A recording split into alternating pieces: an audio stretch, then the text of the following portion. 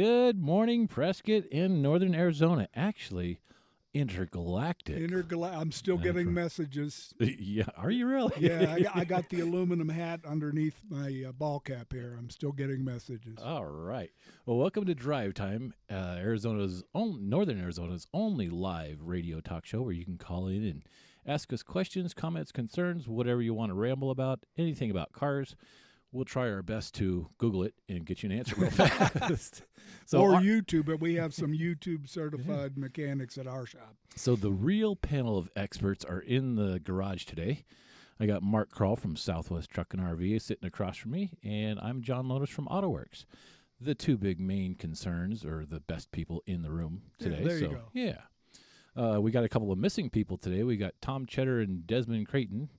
Desmond from Prescott Valley Transmissions. They are off in San Antonio, Texas, learning how to fix cars. So there you go. Those guys are always out doing training. Actually, I think Tom's doing the speaking, and Desmond's doing the listening. Yeah, I don't know why they just couldn't have done that over lunch. I didn't know that Desmond had that skill that he could listen. But it's that new AI glasses. Remember he was talking about? It translates it and transcribes it for him, so now you can understand. And then we got Louie. I was really hoping Louie Gomez from Prescott Tire Pros was going to be here this week. I wanted him to ramble and tell us about his radio song. So you guys out there in limbo land are just going to have to stay in limbo longer until we get Louie in here to play his songs and have you guys vote as to which version you guys like the best. So it's going to be a classic probably by the time Louie gets in here. Oh, yeah. Well, he's waiting to see what the preliminary, just like when you write a book, they give in advance. He's waiting for his advance on this song before it's published. We'll have to deal with his people on that, I guess. Oh, so I guess it's going to be a while then. Yeah, maybe. Anyway, this is your show. You can give us a call, 928-541-1016. Again, 928-541-1016. Give us a call with any of your car concerns, questions, or you can just call in and tell us how beautiful we look when you stream us on kyca.info. So, I mean, look at us. We're just a couple of handsome guys wearing our blue shirts today and just having fun on a nice, cool day today. So I appreciate the rain we've had this week, even though we haven't got any in Dewey. But Prescott and Prescott Valley, they've got hammered this week with the rain. So, I know it's a burden for you, John, just like me. Being a handsome, humble genius is not easy. Yeah, Mac Davis sang that song, wrote that song about us back in the 80s. It's hard to be humble when you're perfect in every way. Well, that's us. And humble. Yeah. Yes, very humble. And it's more important than ever that you call in. Otherwise, you got to listen to John and I. And I know that's priceless. That's why we don't charge you. So if you want to call in and avoid that, that'd be a good plan. Yep. And since the executive producer and stuff aren't here, let's go ahead and double our salary today. All right. I think we can do that. And you know what? We'll even give our callers a triple guarantee today. We'll do that, and we'll change payday. Payday is today. So sounds good. He can't rescind it before he gets All back. Right. Sounds good to me. So, Mark, what's going on at your shop this week? Anything fun and exciting? Well, actually, we finished a huge job and got that out. We're also transitioning a little bit in the RV world. In all automotive world, it may sound premature, but we got to start thinking about winterizing and that kind of stuff and the normal maintenance you need to do that. So we're changing our approach and our advertising a little bit to focus on that. And we're also supporting our friends at Yavapai County Food Bank. Good. Yeah, I've got their bucket in my office too, but I guess we've got to pass the word around there and get people to stop in and donate some non-perishable food for the food drive. That's a great group of people that are always out there helping, and our Quad City area definitely needs the help for the grocery bills for some of these people. Yeah, it's become a little more acute as of late, and if you don't have food or clothing to donate, cash always fits, and that is non-perishable. Maybe kind of non-perishable. For now, it's non-perishable. We'll see. If you want to bring in gold bars, that's okay too. Yeah, that lasts a little bit longer, or Bitcoins or something fun like that. So, so did you do anything fun and exciting this past 3-day holiday weekend, or? I had a lot of house cleanup around my house, and we're still working on my deck for the last 2 months. But my wife is kind of like Ava Gabor in Green Acres, so we restocked our chicken coop and cleaned that out. Ooh. So we got that going for us. And these new girls are producing about an egg a day per bird. So wow. I might even bring some eggs to you and the rest of the drive time team. Ooh, I like mine over easy. Okay. You know, so a little bit of hash browns, some diced onions, and peppers and stuff. So yeah, would mushrooms be okay? Or okay, sure. Right, Yeah, that sounds good. Sautéed nicely with maybe a little bit of grilled onions to go along with it. So. Well, at least you're low maintenance. Yeah. Well, you've got Zsa Zsa Gabor, so golly. Whew. Anyway, guys, this is your show, 928-541-1016. You can listen to us live on 103.5 FM or 1490 AM KYCA. This is the fastest show in the Quad City area when it comes to automotive. So looks like we got to go to a break here soon. So that's a good thing. There and then when we get back, we're going to start talking about some winter maintenance. I know the weather just seemed to have cracked and gone from the high 90s to the low 80s and high 70s. So it's exciting that weather's finally changing and getting nice. So after the break, we'll talk about some winter maintenance and some things to start thinking about before you get caught in a cold. We'll be right back after this call.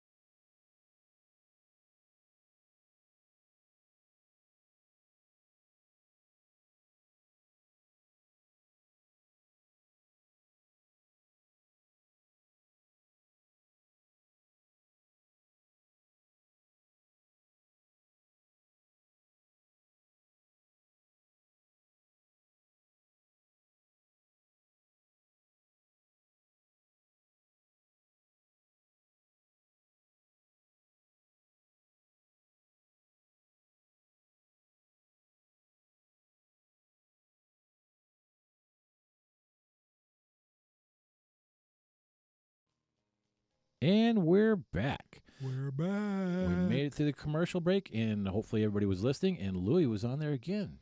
I love his commercials. He's always a positive, uplifting guy, and they're so long. So that also helps fill in a little bit of time.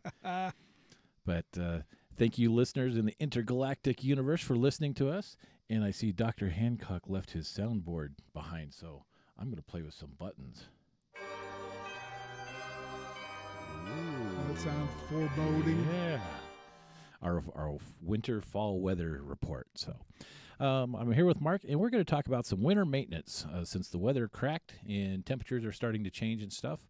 I'd like to kind of get out there to the intergalactic universe to listen to us about some tips about getting your car prepared for winter before the cold actually comes and snaps, and then you're unprepared, and all the auto shops are busy and iced over, and now you're on the back burner. So something to do about getting prepared before it gets too cold and you start getting ice on the windshield and stuff like that. So winter maintenance, a couple of tips that I have is your brakes and your brake system. This is something wintertime with ice and water and rain and that we have is make sure your ABS is working. A lot of cars nowadays, I guess probably from like 92, 94 and above, have what we call anti-lock braking system, or the acronym is ABS. And if that little orange light is on your dash, you still have your normal brakes, and a lot of us older drivers know how to drive with normal brakes without any assisted braking from this anti-lock brake system. But it's a good idea to have that because traveling from Prescott Valley to Prescott, we've got nice slanted roads, and when we get snow and ice, you can slide real easy. And so if you're applying the brakes or panicking, then you're on that thin film of ice, and away you go, just sliding with no control. Anti-lock brakes will kind of help slow you down and avoid locking up the wheels to avoid the skid, and anti-lock brakes actually help you stop a little quicker and safer. So have your brakes and your ABS system take a look at, make sure those are working fine before the winter comes in. It's also something to do that you should be doing all year long, making sure that you got good brakes. Mark, what do you have in the way of RVs? Is this a good time since the long 3-day weekend's gone? The only holidays we really have coming up is Christmas and Thanksgiving. And so are a lot of people putting their RVs up for the winter, and is this a good time to start draining out their system and wrapping their rooftop AC and stuff? What are some tips for exactly. It is the perfect time, and I can't tell you the number of stories I've heard for people waited to do it for whatever reason, put it off. And maybe like them, I'm not a semi-pro, I'm a procrastinator. And they waited, and what they find out when it comes spring, outside of having the normal maintenance you got to do for any engine, you also got to drain all the systems like you mentioned. Otherwise, you get a little crack and you turn it on next spring and you get a little flood in the bathroom, or you get a water pump that's frozen or cracked, or the piping is cracked on it. And back to what you were mentioning earlier about just regular vehicles, when you talked about ABS, I've noticed a lot of times I'm driving in on the backside of PV on 89A/Fane Road, and every time a little snow comes, you see people in the ditch. And I say to myself, how the heck could you do that? There's not that much snow. Well, as soon as you talked about the analog brake system, I'm thinking, yeah, that's how they do it, because they forget the basic maintenance, and it's not going to snow. It's only October. Right. And lo and behold, it snows. Yeah, and on those roads, in the ditch. Yeah, and on those roads, you've got some nice sweeping curves. And when you're doing 60, 70 miles an hour and you hit some black ice, you start to slide. It's like, first thing you do, hit the brakes. And there you go, off of the ditch. So yeah, and one other thing regarding winter maintenance is windshield wiper fluid. It doesn't make it's certainly not top of mind, but you want to have windshield washer fluid that's not going to freeze. And we don't always put low temp windshield washer fluid in there in the summer. Sometimes in the summer we like to put, particularly in RVs with the big front glass, we put some bug reducing stuff. Oh, okay. That's something that we've done at our shop probably 8 or 9 years ago, is the difference between the non-freezing or the 20 below windshield washer fluid and the regular freezable stuff. There was maybe $5 difference in a 55-gallon drum. And with our customers, sometimes we only see them twice a year. Yeah. And they don't use the windshield washer that much. So I'd say for the last 8 or 9 years, we've just been straight non-freezing stuff that we've always used. So that bucket gets, replenished and filled up with non-freezing all the time, because if we don't see them all the time and they don't use their washer fluid a lot, it can freeze. So right. For 8 or 9 years, we've just been using the non-freezing stuff, and that actually does help. It helps me whenever I get up in the morning and there's just a slight little bit of frost on the windshield. I hit the windshield washer squirters because I'm too lazy to get out with an ice scraper and do the windshield stuff. I'll hit the squirters, and that nice blue stuff just starts to melt Right. the existing ice, as long as it's a thin coat of ice. But Well, it pains me to admit it, but I'm going to have to take your suggestion. yeah, just go all year long with it. There you go. But and I guess guys with motorhomes, they got big windshields, so they Yeah. probably use a half a bucket of washer fluid when they get Exactly. a bunch of bugs on there. A couple other tips that for the winterizing maintenance that we like to talk about too is your battery. Well, let's get back to since we're talking washer fluid, let's do wiper blades too. Wiper blades is another good thing to make sure that you have replaced at least like twice a year. But a good tip for the wiper blades is if you know it's going to freeze and frost over that night, I like to prop my wiper blades up. Right. Sometimes they will stand straight out. Sometimes they don't, and they like to spring back. And if that's the case, just a dish rag, a wad of napkins that you have from the fast food joints that's in the glove box, wad that up right underneath the wiper blade to keep it from freezing to the glass. Because when you do hit that windshield washer squirter, if they are frozen to the glass, now you're tearing that rubber. And it's just going to be streaky. So if you can, just pop the blades prop them up just an inch or so off the glass or straight out. And then in the morning when you go to get in your car, you can go ahead and flop them down and start up the defroster and let it defrost and go that way. Otherwise, you get the double whammy of lame windshield washer blades and frozen windshield washer fluid. So that's no bueno. So next on my list is your battery. Cold weather, the batteries are affected by extreme temperatures. So when it's really, really hot in the summertime, that's the best time for them to fail on you. And also in the middle of winter, when you need to get going, your car's a little more sluggish to get going. And if you don't have the crankage behind it, that battery is going to be weak and you're not going to get started. And so that's another good thing is have that battery checked. Callers, if you got any questions, 928-541-1016. Give us a call. We're desperate for some questions today. It's Saturday. Don't make us beg. Yes, please. I'm just going to keep going down my list. We've got antifreeze and fluids. Those are other things. I mean, in the summertime we call it coolant. Wintertime we call it antifreeze. It's still the same thing. That particular fluid runs through your heater core, which produces the heat inside the cab. It also goes through the radiator and the engine block that maintains the temperature of the engine. So make sure that's full and that's actually has a proper mixture to it. I'm bad about that. I've got a tractor, so during the summertime, I'm working my tractor and it boils over and spews out water and stuff. And I'm cheap. I just keep topping it off with water. But now that the weather's starting to get cold, it's time for me to drain that out and actually put a 50-50 mix in there so we don't freeze. You know of a good shop that could work on diesels? Yeah, I think there's one over on Spouse, just right down from Backburner, so I could just drop it off there, go down for lunch. Those guys will get it handled for me. So, yep. That's. What other tip might you throw out there that you think about winterizing?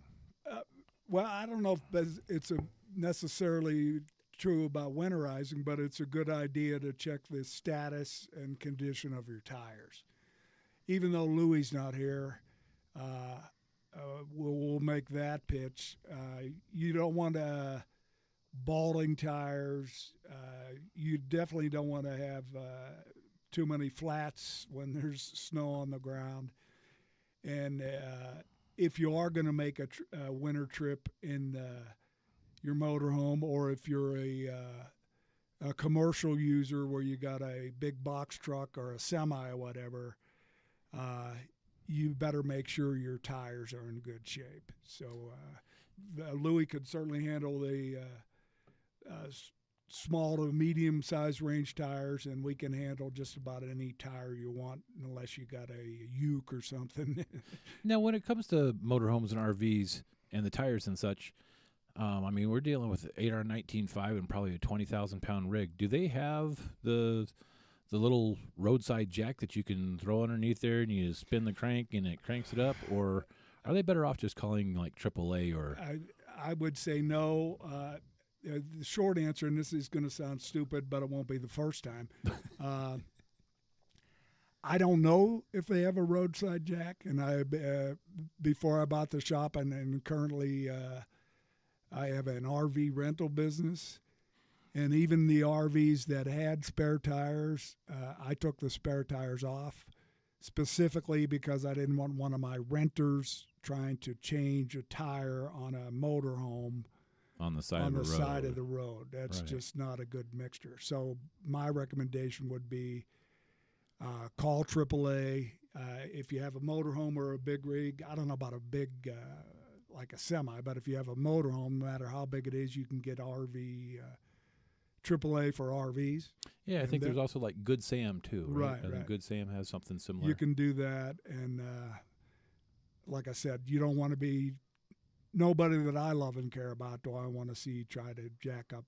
And we just got a deal on a rig this week that its gross vehicle weight rating is 67,000 pounds. Do they need a special license for that, or you could be retired and No, go ahead you and could get be behind? retired, and in Arizona, I guess you could be retired and all the way up to 65 and never have to get checked, and you don't need a special license. Wow, golly, that's a lot of weight. And then also the other thing, I mean, we're talking about motorhomes not having the spare tires. That's a good thing, but for your personal vehicle that people are driving around, is check that spare.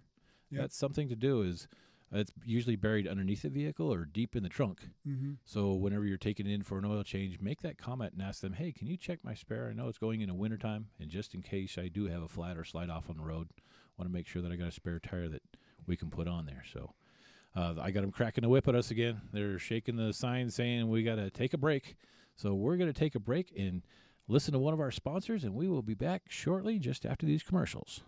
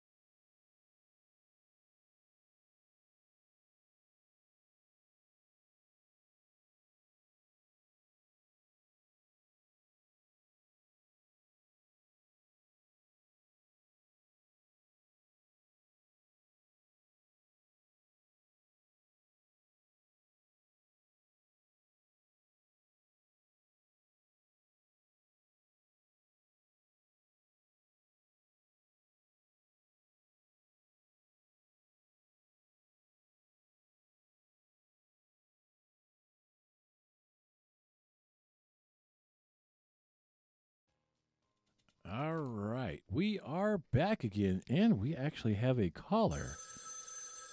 Oh, wow. There you They're go. ringing. Yeah, okay. Pat, thanks for calling today. Pat, you're at a car show. What's going on? Good morning, gentlemen. I hate to change your topic. It's okay. What do you got? I just wanted to let you know that the Jay Leno's classic car bill that he proposed with the Bakersfield Republic Grove, August 29th, was actually just blocked by the Assembly Chairwoman from Oakland, California. So that bill never went to the floor of the House in California about the classic cars being smog tested. Huh. So we got that going for us. Thank God we live in Arizona. Yeah. Yeah. It's sad to see that. It never even got she didn't even let it go any further out of her. Wow. Uh, Oh, well, they'll reword it and change it around again and see if we can, get them to run it back through again. But yeah. And not to get too political, but you would think something like that would have bipartisan support, particularly in California. I'm of the vintage where if you wanted to see some really cool classic cars, you'd go to California. Yes. But evidently, this assembly member, Buffy Wicks is her name. Buffy. Being the chairperson. So Buffy, the classic car slayer instead of the vampire slayer. Huh? Yeah, golly. Hey, what is the correct term for a class? I'm sorry, you faded out. Please repeat. Hello? Did we lose you? Uh-oh. Well, Pat. Am I there? Now you're back in and out. Okay. Well, thank you very much. No, try again. We got good there. But okay, there you go. I thought he was saying, what is the correct term for a classic car? I think something like that. In like the motor vehicle department, you can get those copper plates if you're 20 years old or older. I think it's 25. It may be 20, but off the top of my head, it's 25. Yeah. And we got some. Yeah, that's considered classic, but there's a lot better, nicer collector cars that are out there. Yeah, there you go. But no, if it's a car that you love and you're going to keep, that's a classic. That's a collector's. That's one that, you can rate it yourself. In that connection, and I'm sure they were well intended, but in that connection, remember the Cash for Clunkers program? Yeah. That was a bomb. And yeah, that definitely hurt the hot rodders and stuff, because that eliminated a bunch of V8 engines that they were able to use out of the wrecked cars to customize and build rat rods and neat, nifty stuff. But yeah, that definitely hurt the classic car industry. But I can't understand why California just wouldn't let the classic cars go and allow them classic cars. We got the definition is 25 years or older. So you can say something that I almost never hear from my wife. You were right, Mark. Okay. It could happen. Who knows? But then I don't know. If you go back 25 years, we're actually considering a year 2000 car as a classic. Nah. There's got to be some more regulations. It must mean you're old. Yeah. It must be like chrome bumpers or something like that. Pre-airbags. Yeah, would be considered a classic car and stuff. But thanks for calling in on that tip and letting us know that the Jay Leno thing bombed over there in California. But we'll move on and keep going with what we can do and keep raising our cars. And we're rebels. Yep. You got the good gas burners, and we're just going to keep driving them and enjoying them. So if you've got a call or a question for us, 928-541-1016. We can definitely use a couple more callers. We're trying to get our phone line straightened up. We also got problems with their keyboard. Scotty's keyboard's going goofy over there, so we're using a whiteboard to dry erase things. There you go.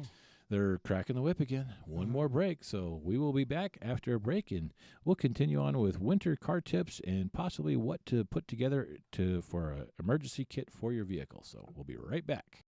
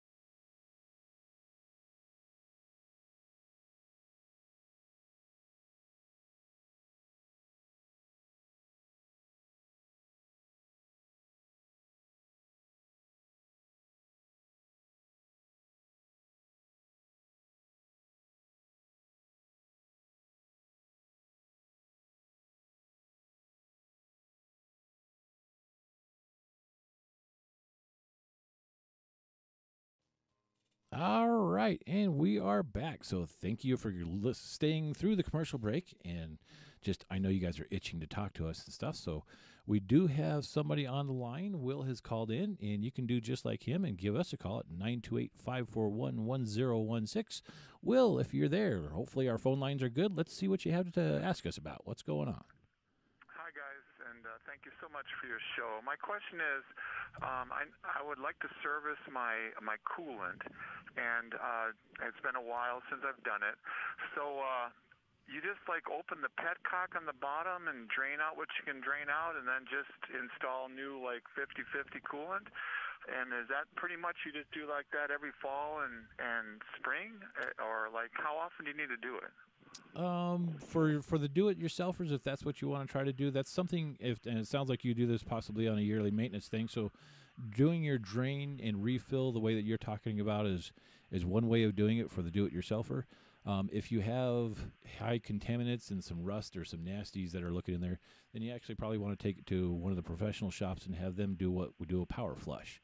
We actually hook it up to a machine, and we have some pressure that will backflow and try to break up some of that scale and debris and flush it out that way. But if you're doing this on a normal basis, a once-a-year type situation, what you're doing by draining and then refilling with another gallon and a half of new fresh stuff on a yearly basis, you're probably going to be in good shape. But when you're at the auto parts stores, you can ask them for a acidic test strip for your cooling system. And it's just a little dip strip. That's the cheapest, most common thing. Right. You dip it into the coolant, and it'll show you the pH on it. You don't want it to get acidic. So I know there's coolants out there that are supposed to be 50 or 100,000 mile coolant, but they do build up acid in there, and that's what starts eating gaskets, and the different metals cause corrosion and stuff like that. So that's my thoughts on that. Mark, you got a different opinion? Or? Well, first of all, I want to know what kind of vehicle you're talking about. It's an 03 Honda CRV. So it's going to go 300,000 miles. Yeah, so all day long. Yeah, yeah. Yeah. I think, as John said, if you want to cut the cost and you're good on other things maintenance-wise, you'd be okay with the DIY approach.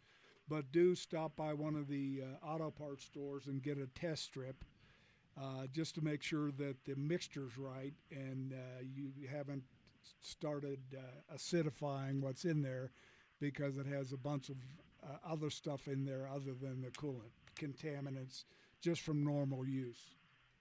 Okay, gentlemen, thank you so much. I appreciate it. So I don't want it to be acid then. That's the big thing. Okay, cool. Right. So good. Thanks for the call. Thanks for the question.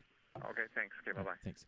And along with that note, if you are do-it-yourselfers, if you have one of these hybrid cars, those take a different style antifreeze. There's a lot of universal stuff out there, but we actually have 19 different flavors of coolant that we stock in our shop. Different colors, different formulas, and if you've got a hybrid, there's an oat formula. It's because of the higher electricity, because of the hybrid system, you have to use a different type of coolant for that. So don't check your owner's manual and check with the parts supplier as to whenever you're getting your coolant, your antifreeze, that it is compatible with your car. So don't just take a universal and think that's good for everything, because there are so many different fluids out there. Make sure you're using the right stuff. Also, if you use a non-hybrid coolant in some of these vehicles, you can damage the air conditioning system. It doesn't like it, and it can conduct electricity and short out your air conditioning compressor. So make sure you're using the right stuff. All right, so if you've got a question for us, give us a call, 928-541-1016. We have Max on the line. Max, what do you got going for us? I can just barely hear you, but you're on the subject of old cars, I got a little tidbit for you. It might be questionable, but I'll leave it up to your judgment.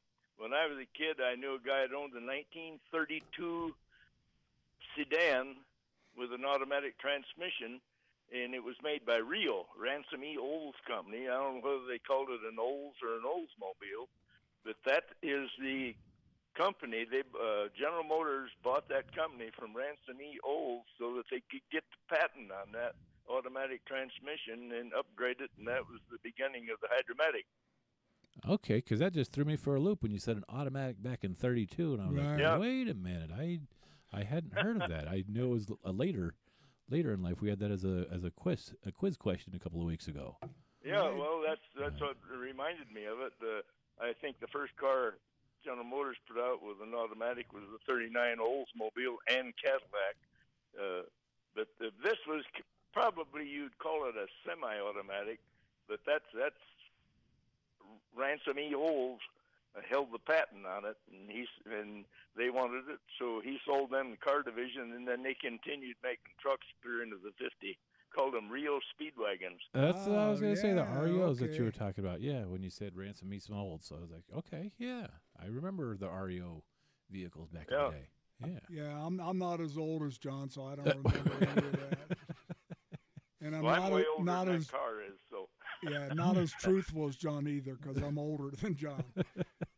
But I don't remember. Anyway, I that. really enjoy listening to you guys, and that's about all I got to offer today. Good. I appreciate it. Thank you for calling in. And, yeah, I can understand our listeners are getting tired of just Mark and I rambling back and forth and talking about winterizing and emergency They kits. can respond to threats. We threatened them, and they responded. That's right.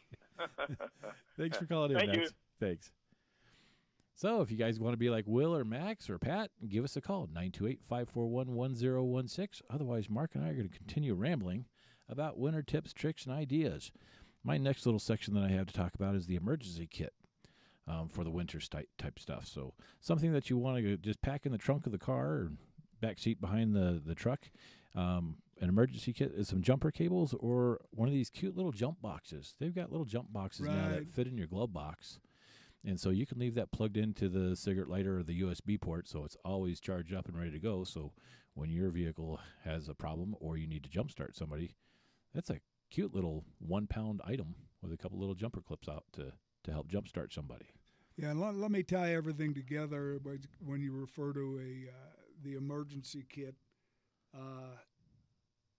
Just imagine if now it's winter, snow on the ground, you got a flat tire, you turn on your windshield washers and wipers, and the washer fluid's frozen, the wipers are Stuck to the windshield. crappy, they're stuck to the windshield.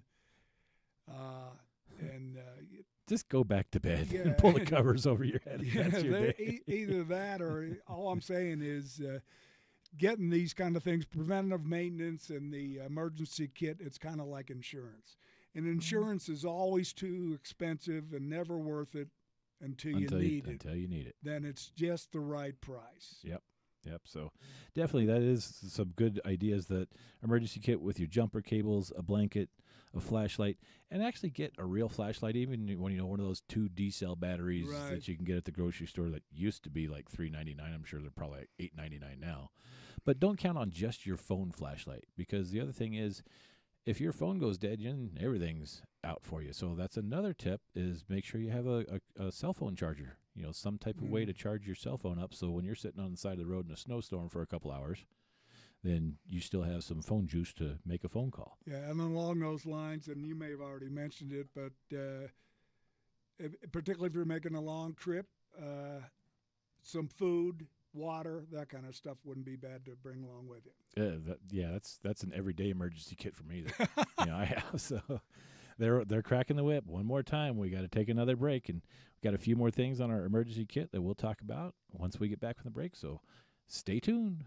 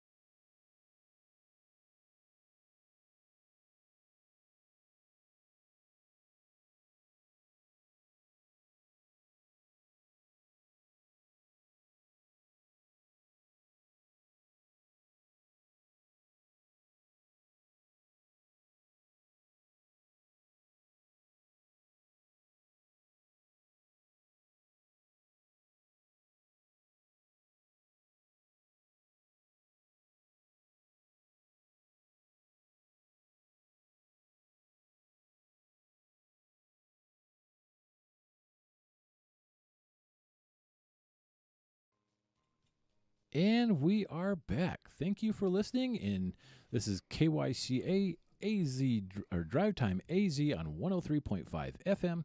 You can give us a call at 928-541-1016 with any questions or comments that you have about cars, classic cars, insurance, winterizing, winter maintenance, customer service, whatever you want to ramble about. We've got 10 minutes left, so cue up your phone, push send, give us a call, and let's get it answered before we take off for a whole nother week of work and maybe a little relaxation whenever we get to close the eyes. So got a couple other things that I had left off of our emergency kit list. We were down to the flashlight, and we were talking about a real flashlight with a couple spare batteries.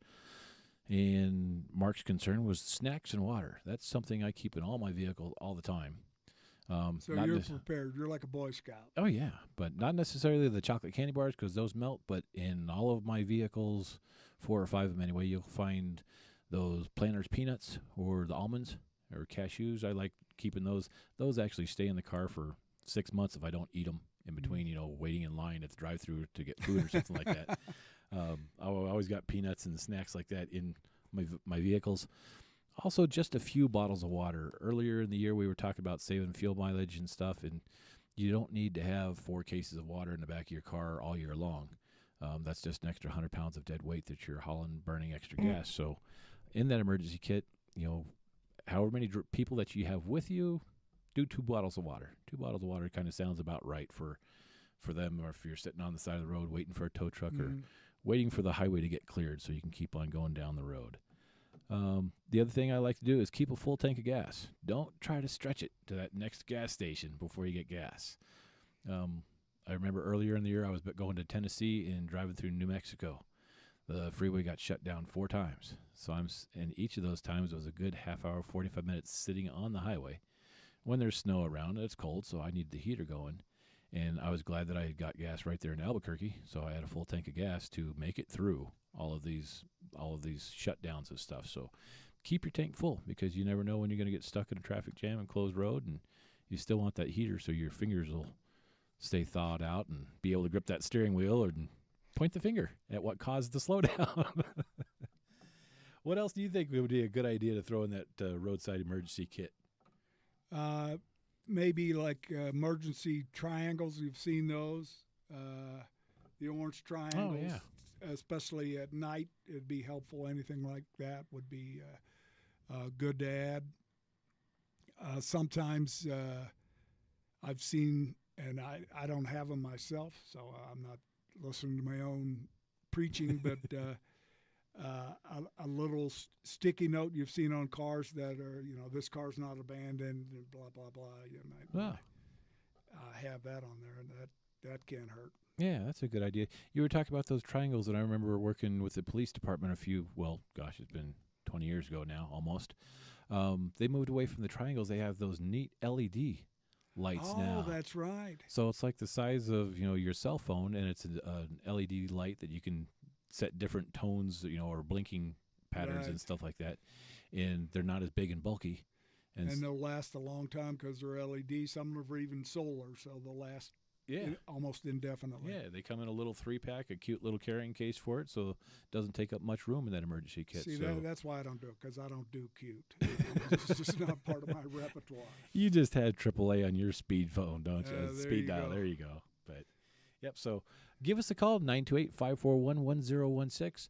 We used to do the Saturday lineup, I remember, as John Rust. So he's still doing our John Rust with Tri-Cities Sports Roundup. Yeah.